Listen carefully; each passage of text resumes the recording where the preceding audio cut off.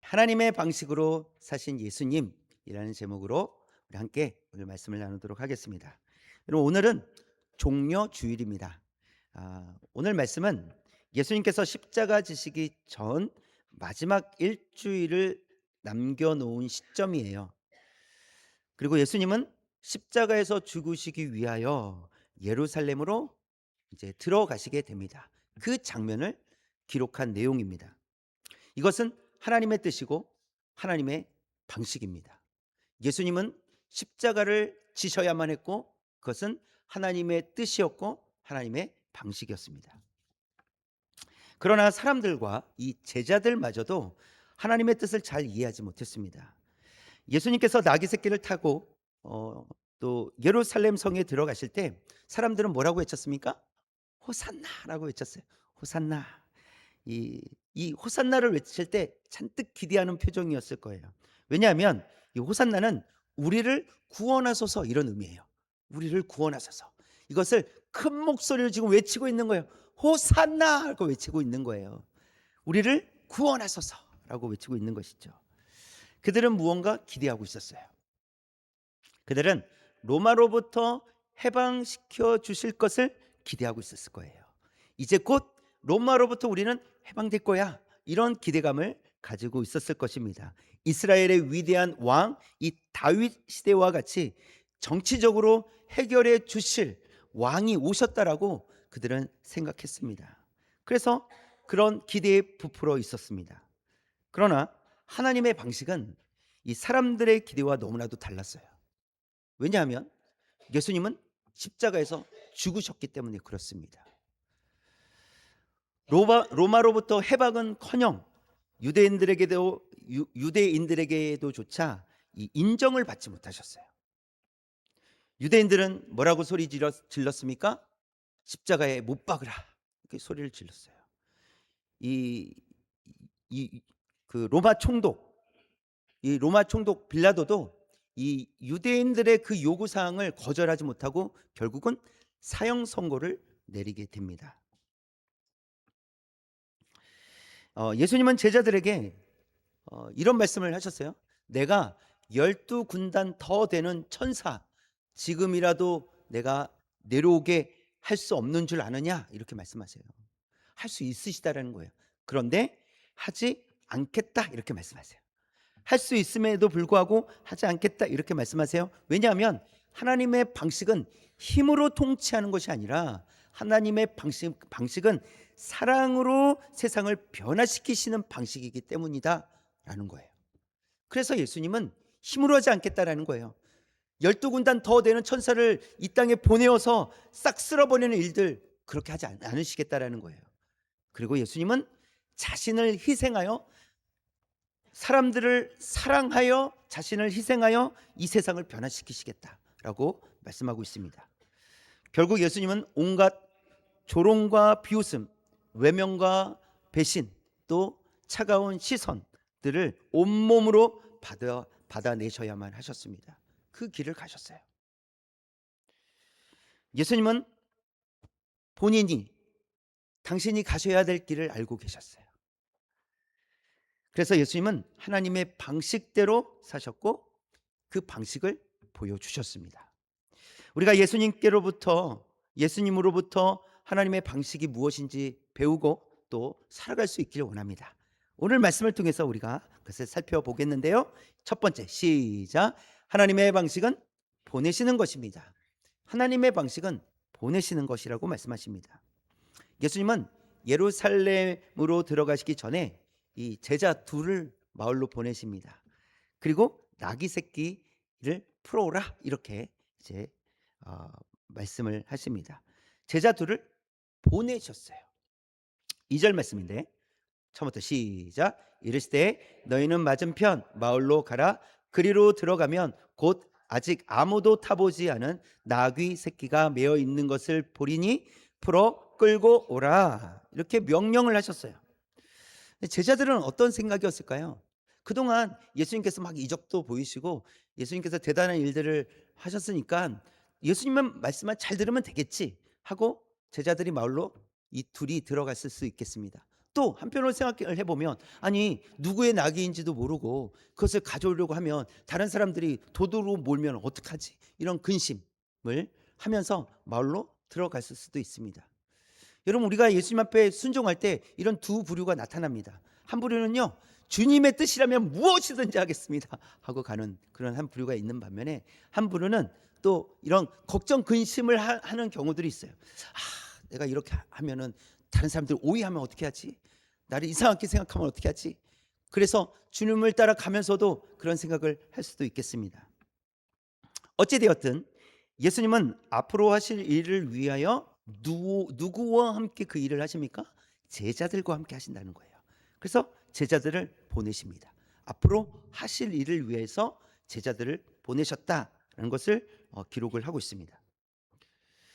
보냄을 받은 제자들은 그것이 누구의 것인지, 이것이 왜 필요한 것인지 그것이 중요하지 않았습니다. 왜냐하면 지금 주님과 주님의 일에 동참하고 있다는 것이 중요하기 때문에 그래요. 주님께서 하시는 일에 제자들이 동참하고 있는 것이 중요했기 때문에 그렇습니다. 그렇게 마을에 들어가서 메어 있는 나귀, 이 어린 나귀를 풀어 끌고 오려고 했을 때 한 사람이 묻습니다. 5절 말씀이에요. 시작. 거기 서 있는 사람 중 어떤 이들이 이르되 나귀 새끼를 풀어 무엇 하려느냐 하매, 제자들은 예수님께서 가르쳐 주시는 대로 주께서 쓰시겠다 이렇게 이제 대답을 했습니다. 그리고 허락을 받고 이제 가져오게 됩니다. 여기서 보면 이 나귀의 주인, 이 나귀의 주인은 자신의 나귀를 누구에게로 보낸 것입니까? 주님께로 보낸 거예요. 나귀의 주인이 허락해서 나귀를 보냅니다. 나귀에게 설명을 했을까요? 나귀야, 너 이제 주님께로 갈 거야. 너 가면 죽을 수도 있어. 너 가면 이렇게 쓰임 받을 거야 하고 설명해 줬을까요? 설명해 주지 않았어요. 나귀는 왜 가는지 알 수 없습니다. 그러나 나귀는 주인으로부터 보냄을 받았고요, 주님을 위해 쓰임을 받게 됩니다. 나귀가 꼭 무엇을 해야 되는지 알아야만 쓰임 받는 게 아니라는 거예요. 혹 무엇을 하는지 나귀는 몰랐어도 주님을 위해서 쓰임 받게 됩니다. 그래서 주님께 쓰임 받도록 하기 위해서 주인이 나귀를 허락하고 보내 주었다는 것입니다. 하나님께서는 예수님을 우리에게 보내주셨어요. 하나님의 뜻을 이루시기 위하여 우리에게 보내주셨는데요, 하나님의 뜻은 무엇입니까? 우리를 죄와 사망으로부터 건져주시는 것이 하나님의 뜻이었어요. 예수님을 보내시기 전에 하나님께서는 많은 선지자들, 하나님의 종들을 많이 보내셨어요.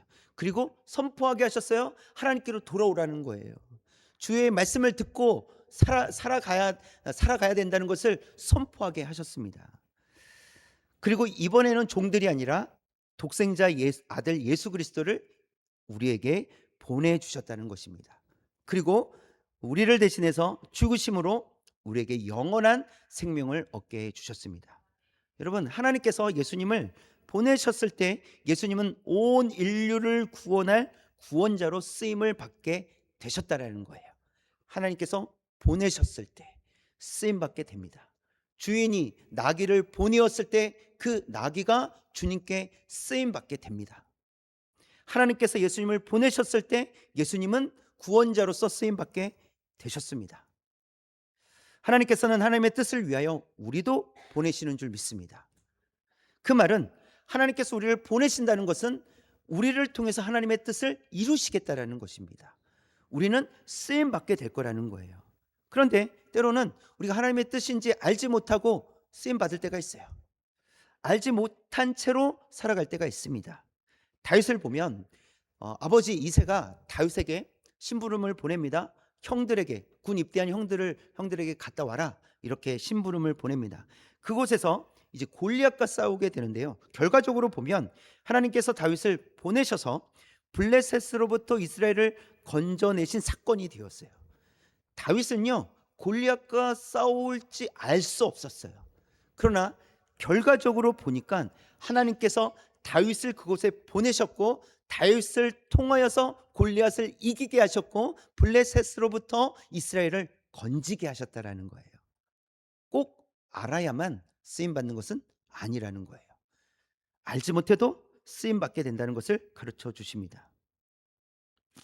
그렇다면 다윗을 왜 사용하셨을까? 다윗은요, 평소에 하나님을 신뢰하고 믿음으로 살아내었기 때문에 하나님께서 다윗을 사용하신 거예요. 미션이 주어졌을 때만 믿음으로 살아가는 것이 아닙니다.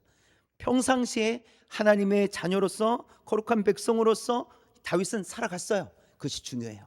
그럴 때 언제든지 하나님께서 다윗은 하나님의 뜻인지 하나님께서 보내셨는지 알지도 못하는 상태에서 하나님의 뜻을 이루기 위하여 쓰임 받았다는 사실입니다.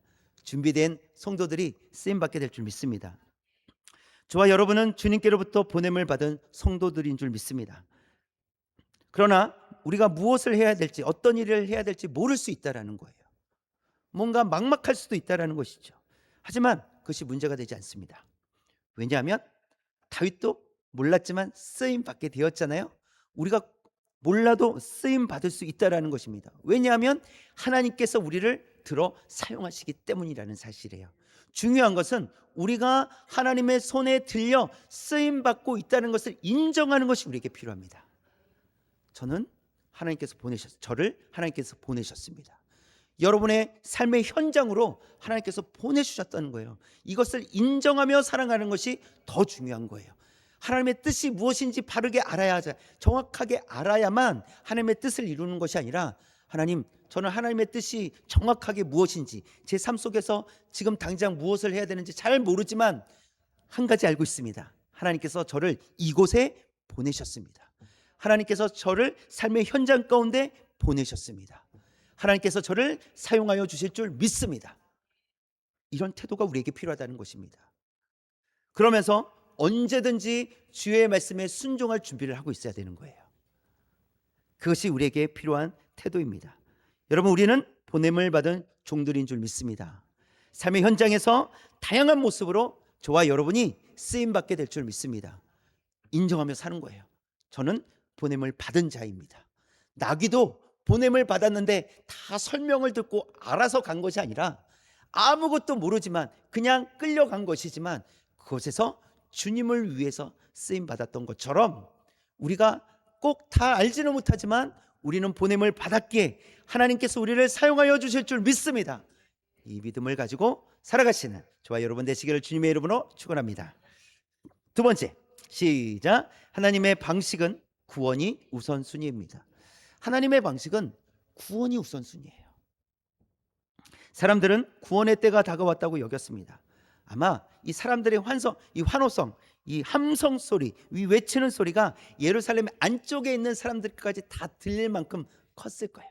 호산나라고 외칠 때 저 안쪽에 있는 사람들도 그 소리를 들었을 거예요. 9절과 10절인데요. 한번 볼까요?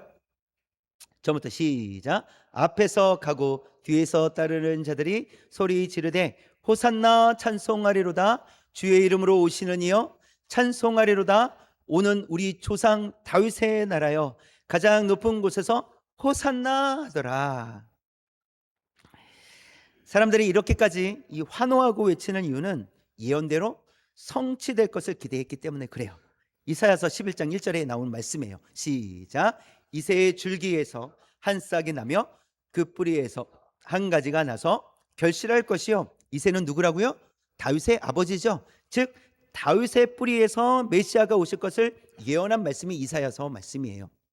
그래서 이 말씀대로 이 다윗과 같은 위대한 왕을 하나님께서 보내주셨다라고 그들은 여기고 있는 거예요. 그리고 선포하는 거예요. 호산나, 우리를 구원하러 오셨다라고 선포하고 있는 것입니다. 우리 조상 다윗의 나라요라고 외치는 이유는 이 다윗이 이끌었던 시대, 그 시대는 최고의 황금기였기 때문에 이 다윗의 때와 같이 회복되리라는 기대가 묻어나는 외침이었어요. 반드시 그렇게 해주실 것을 그들은 기대했습니다. 이제 힘있는 나라 로마로부터 독립해 주실 것이다. 우리를 건져 주실 것이다. 그렇게 기대했습니다. 그래서 그런 기대감으로 우리를 구원하소서 호산나라고 외쳤던 것이죠. 그러나 예수님은요, 유대인들이 원하는 방식으로 하지 않으셨어요. 예수님은 멋진 말을 타고 예루살렘에 들어가신 것이 아니라 어린 나귀, 그 나귀를 타고 들어가셨습니다. 예수님은 유월절 어린 양처럼 희생 제물이 되기 위해서 들어가셨어요. 그래서 예수님은 예루살렘, 그러니까 유대인들만을 구원하시기 위해서 오신 분이 아니라, 이스라엘만 회복시켜 주시기 위해서 오신 분이 아니라 온 인류를 구원하시기 위해서, 회복시켜 주시기 위해서 오신 분이시라는 거예요. 그렇기 때문에 택한 백성들을 죄와 사망으로부터 건져 주시는 그 일을 위해서 예수님께서 오신 거예요. 지금 그 일을 하시겠다라는 거예요. 단지 이스라엘만을 위해서 하시겠다는 것이 아닙니다. 여러분, 이스라엘만을 위해서 하신다면 좀 더 멋진 말을 타고 오셔야 되는 거 아닙니까? 남들이 보기에도 좀 이 멋있다, 우와, 이야 정말 왕이시다, 이런 모습이어야 될 거 아니에요. 그러나 예수님은 그런 모습으로 오시지 않으셨어요. 예수님은 나귀를, 어린 나귀를 타고 겸손의 왕으로 이 땅에 오셨다는 것입니다. 예수님도 호산나라고 외치는 사람들의 그런 표정과 같이 아마 웃음 띤 표정을 하고 계셨을 거예요. 그 나귀를 타고 들어가시면서. 그러나 예수님의 마음은 그런 웃음 띤 마음이셨을까요? 이와 동일한 본문이 이 누가복음 19장에 나오는데요. 누가복음 19장에서 이 오늘 우리가 읽은 이 마가복음의 말씀, 예루살렘에 들어가신 이후에 그 직후에 예수님의 마음이 기록된, 그 기록이 되어 있는데, 그 누가복음에 기록이 되어 있어요. 19장 41절에서 44절에 예수님의 마음이 기록이 되어 있어요. 한번 처음부터 끝까지 44절까지 읽어보도록 하겠습니다. 시작. 가까이 오사 성을 보시고 우시며 이르시되 너도 오늘 평화에 관한 일을 알았더라면 좋을 뻔하였거니와 지금 내 눈에 숨겨졌도다. 날이 이를지라 내 원수들이 토둔을 쌓고 너를 둘러 사면으로 가두고 또 너와 및 그 가운데 있는 내 자식들을 땅에 메어 치며 돌 하나도 돌 위에 남기지 아니하리니 이는 내가 보살핌 받는 날을 알지 못함을 인함이니라.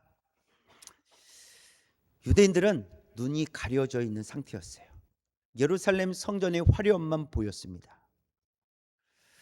그러나 호산나 호산나 외치던 그런 사람들의 그런 기쁨의 소리를 예수님은 그들과 같은 표정을 짓고 들어오시긴 하셨지만, 사실 예수님의 마음은 다른 마음이셨다는 거예요. 이제 곧 무너질 예루살렘, 이제 곧 죽임을 당할 많은 유대인들을 보시며 예수님은 우셨다, 이렇게 말씀하고 있습니다. 예루살렘 성전이 무너지기 때문에 우신 것이 아니라 이스라엘 백성들이, 그 유대인들이 예수님이 이 땅에 오셨음에도 불구하고 예수님을 알지 못하고 깨닫지 못했기 때문에 그로 인하여 죽임을 당하는, 그들을 볼 때 그들 앞으로 일어날 것을 예수님께서 아셨기 때문에 우셨다, 이렇게 말씀하고 있어요. 내 자식들을 땅에 메어 치며, 여러분, 메어 친다고 했어요. 던져버린다. 얼마나 비참함입니까? 그런 앞으로 일어날 일들을 예수님께서 보시고 우셨다, 이렇게 말씀을 하고 있습니다. 여러분, 예수님께서 지금 우리를 보시면서 울고 계실까요? 웃고 계실까요? 여러분, 우리 교회를 보시면서 울고 계실까요? 웃고 계실까요? 이 한국 교회를 보시면서 울고 계실까요? 웃고 계실까요? 예수님께서 잘하고 있다고 웃고 계셨으면 좋겠습니다. 아, 잘하고 있다 너. 그래, 잘하고 있다. 이렇게 웃고 계셨으면 좋겠어요. 그런데 혹 만약 울고 계시다면 여러분, 교회가 스스로 안전하다고 문제없다고 여기고 살아가고 있지만, 그러나 영적 상태는 무너져 있기 때문이라는 거예요. 만약 예수님께서 울고 계시다면, 예루살렘을 보면서 제자들은요 화려해가지고 예루살렘이 멋지다, 화려하다 막 이러고 있었거든요. 그런데 예수님은 그 예루살렘 성전을 보시며 울고 계셨어요. 동일한 것을 보고 계시는데 다른 사람들은 웃고 있는데 예수님은 울고 계셨다는 거예요. 사대교회가 그랬습니다. 요한계시록 3장 1절 말씀이에요. 붉은 글씨만 시작. 사대교회 사자에게 편지하라. 내가 내 행위를 아노니 내가 살았다는 이름은 가졌으나 죽은 자로다. 사대교회는요, 겉은 화려했어요. 살아있는 교회였어요. 건강해 보였어요. 문제 없어 보였어요. 사람들의 평가가 좋았을 거예요. 그런데요, 주님이 보실 때 사대교회는 어떤 교회였습니까? 죽은 교회였다는 거예요. 예수님께서는 무엇을 바라보신 걸까요? 외적인 상황, 환경을 바라보신 것이 아닙니다. 건물을 보시면서 야, 이 교회 큰데? 이 교회 멋진데? 이렇게 하신 것이 아니에요. 예수님은 속을 보신 거예요. 우리의 내면을 보시는 것입니다. 그리고 죽었는지 살았는지를 보시는 거예요. 그리고 사대교회를 향해서 죽었다 이렇게 평가하세요. 겉으로는 살아있는 것처럼 보이고 화려해 보이지만 죽었다는 거예요. 예수님께서 왜 우셨겠습니까? 예루살렘 성을 볼 때 사람들은 아름답다, 야, 잘 지어졌다 라고 그렇게 생각하고 있었지만 예수님은 그 성, 건물을 보신 것이 아니라 무너질, 그곳에서 예배드리고 있는 무너진 유대인들을 보신 거예요. 그리고 우셨어요. 주님의 관심은 우리의 영혼입니다. 우리의 영혼을 보신다는 거예요. 교회 성도인 우리도 외적인 화려함이 아니라 생명의 관심을 가져야 하겠습니다. 외적인 것을 보는 게 아니에요. 영혼을 바라봐야 되겠습니다. 백마를 타면 더 멋져 보이고 더 위대해 보일 수 있지만 예수님은 그런 외적인 화려함보다 겸손히 어린 나귀를 타시고 하나님의 뜻을 이루는데 더 관심을 두셨다라는 거예요. 그걸 더 원하셨어요. 더 멋져 보일 수 있었지만 아니에요. 주님의 뜻이, 하나님의 뜻이 이루어지는 것을 더 원하셨다는 것을 보여주십니다. 하나님의 뜻대로 생명을 살리기 위해 예루살렘으로 들어가셨던 그 예수님처럼 영혼 구원을 위해 믿음의 결단을 하고 사랑의 수고를 가지고 삶의 현장으로 나아갈 수 있는 저와 여러분 되시길 원합니다. 하나님께서 우리를 보내주셨다는 것을 기억하시길 바랍니다. 그리고 우리를 보내주셨다는 것은 그곳에서 그 삶의 현장 속에서 하나님께서 영혼을 살리시겠다라는 거예요. 왜냐하면 하나님의 관심은 영혼이기 때문에 그렇습니다. 우리를 살리신 이유, 우리를 살리시고 우리를 보내신 이유는 또 다른 영혼들을 건지시기 위해서, 살리시기 위해서 우리를 보내셨다는 것을 기억하고 영혼 구원을 위해서 예수님의 그 관심사, 주님의 관심사, 우리도 그것에 관심을 가지고 살아갈 수 있기를 주님의 이름으로 축원합니다.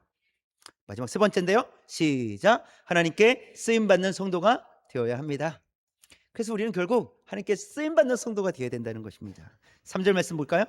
붉은 글씨 시작. 주가 쓰시겠다 하라. 그리하면 즉시 이리로 보내리라. 주가 쓰시겠다 하라, 이 한마디만 하면 즉시 보낼 것이다, 이렇게 가르쳐 주셨어요. 나귀 주인은요, 주가 쓰시겠다 이 말을 듣고 즉시 예수님께로 나귀를 보내게 됩니다. 이 나귀 주인은 이름도 없어요. 그리고 더 이상 성경에 나오지도 않습니다. 누군지도 모릅니다. 짧은 기록이지만 그는 쓰임을 받았다라는 거예요. 그래서 이 나귀 주인을 통해서 우리에게 주시는 교훈이 있어요. 네 가지를 살펴보면 첫 번째, 시작. 주님께 쓰임 받는 사람은 이유가 필요하지 않습니다. 주님께서 바울을 이방인들의 사도로 쓰시겠다고 결정을 하셨어요. 바울은 의견을 말하지도 않았어요. 제 생각은 좀 다릅니다, 이렇게 말하지 않았어요. 그냥 쓰임 받았을 뿐입니다. 이유가 필요 없었어요. 주님께서 쓰시고자 하는 대로 쓰임을 받은 거예요. 진흙이 이 토기장이의 손에 들려 있습니다. 토기장이가 천이 이거는 조금 천이 쓰는 그릇으로 만들어야 되겠다, 이거는 귀한 그릇으로 만들어야 되겠다, 천한 그릇, 귀한 그릇으로 만들어야겠다는 것은 누가 결정합니까? 토기장이가 하는 거예요. 진흙이 왜 저를 천한 그릇으로 만듭니까? 라고 말할 수 없다는 거죠. 주인이 그렇게 하면 그렇게 되는 거예요. 주인이 그렇게 쓰시겠다고 하면 그렇게 되는 거예요. 주님께서 우리를 쓰시고자 할 때 우리가 온전히 쓰임받게 될 줄 믿습니다. 이유가 없다라는 거예요. 꼭 이유를 알아야 되는 것도 아니에요. 주님께서 쓰시고자 할 때 쓰임받는 저와 여러분 되시기를 원합니다. 두 번째 볼까요? 시작. 주님께서 말씀하시면 즉시 순종하는 성도가 되어야 합니다. 나귀 주인은 즉시 순종했습니다. 아, 주님께서는 즉시 순종하는 자들을 기뻐하시는 줄 믿습니다. 기뻐하실 거예요. 저와 여러분도 순종할 때 미루기보다는 즉시 순종할 수 있는 성도가 될 수 있길 원합니다. 하나님께서 원하시는 일이라면 그것을 즉시 순종하는, 그 즉시라는 것은 어, 하나님의 뜻인 줄 깨달았다면 그때가 즉시예요.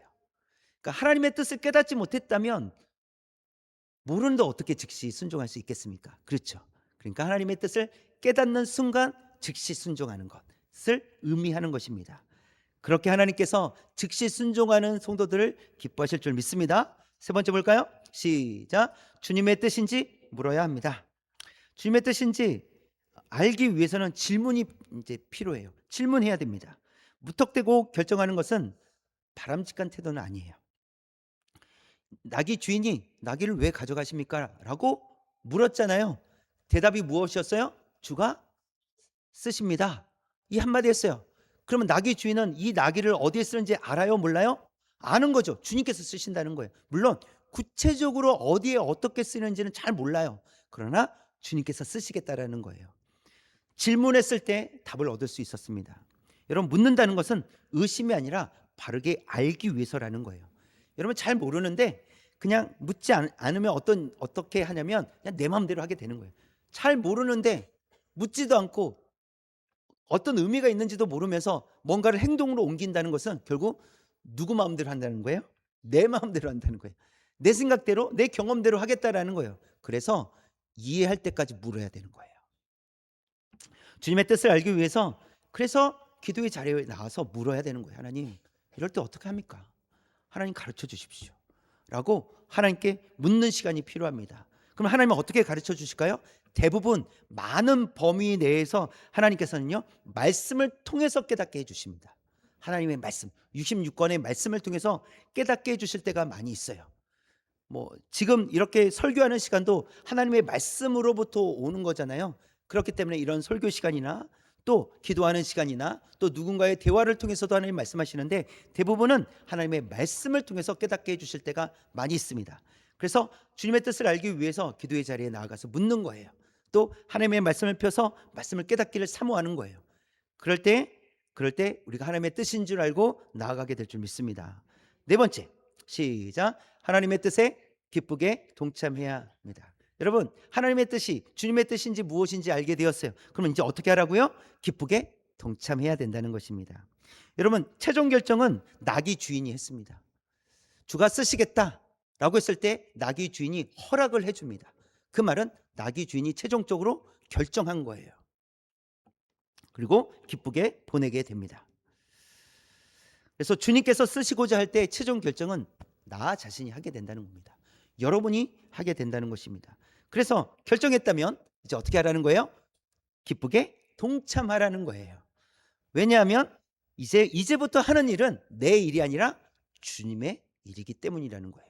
결정했다면 이제는 주님을 위해서, 주님의 일을 위해서 기쁘게 동참하는 것입니다. 비록 내가 기쁨에 기쁘게 동참하려고 하지만 상황과 또 어떤 어려움과 또 뭐 이런 일들이 혹 있을지라도 그것이 주님의 일이라고 믿는다면, 내 일이 아니라 주님의 일이라고 믿는다면 나의 감정과 나의 상태가 크게 중요하지 않다라는 거예요. 그러나 하나님께서 우리의 이 감정과 어떤 상태들을 하나님께서 위로하시기도 하고 회복시켜 주실 줄 믿습니다. 이렇게 뭐 눌려 있거나 아파하거나 그렇죠, 지쳐 있는 모습으로는 감당할 수 없으니 혹 우리가 그런 모습 속에 있을지라도 하나님께서 우리를 회복시켜 주셔서 하나님의 뜻, 하나님의 일을 감당하게 하실 줄 믿습니다. 여러분, 나귀 주인의 순종 하나를 통해서도 이렇게 우리에게 교훈을 주시고 계시다면 우리가 예수님을 닮아간다면 얼마나 많은 것들을 우리가 배우게 되겠습니까? 예수님을 닮아가길 원합니다. 그리고 예수님께 배울 수 있는 저와 여러분 되시길 원합니다. 하나님의 방식으로 사셨던 예수님처럼 우리도 주님의 방식대로 순종하고 죽어가는 영혼들을 위해서 눈물로 기도할 수 있는 성도님들이 되시기를 원합니다. 또 이번 한 주간 고난 주간이잖아요. 예수님의 고난을 기억하며 묵상하며 또 지낼 수 있는 시간이 되었으면 좋겠습니다. 여러분 의지적으로 결심하셔야 돼요. 왜냐하면 이렇게 살아왔던 나의 이 일상이 그대로 반복되고 있기 때문에 내가 의지적으로 이번 한 주간 어떻게 살겠다라고 생각하지 않으면 살아왔던 모습 그대로 살아갈 수밖에 없어요. 그렇기 때문에 의지적으로 이번 한 주간은 고난 주간이니 예수님께서 받으신 그 고난을 깊이 묵상하면서 한 주간을 살아야 되겠다, 이렇게 결단하실 수 있기를 원합니다. 그래서 예수님을 깊이 묵상할 수 있도록 핸드폰도 좀 내려놓고 TV도 좀 내려놓고 나를 분주하게 했던 일들을 조금 내려놓고 나를 방해했던 것들을 좀 방해할 수 있는 것들을 좀 내려놓고 하나님의 말씀을 듣는 거예요. 하나님께 기도할 수 있는 자리에 나아가는 거예요. 그렇게 결단하며 실천하며 이번 한 주간을 또 살아갈 때 하나님의 은혜를 누리며 살아가시는 저와 여러분 되시기를 주님의 이름으로 축원합니다.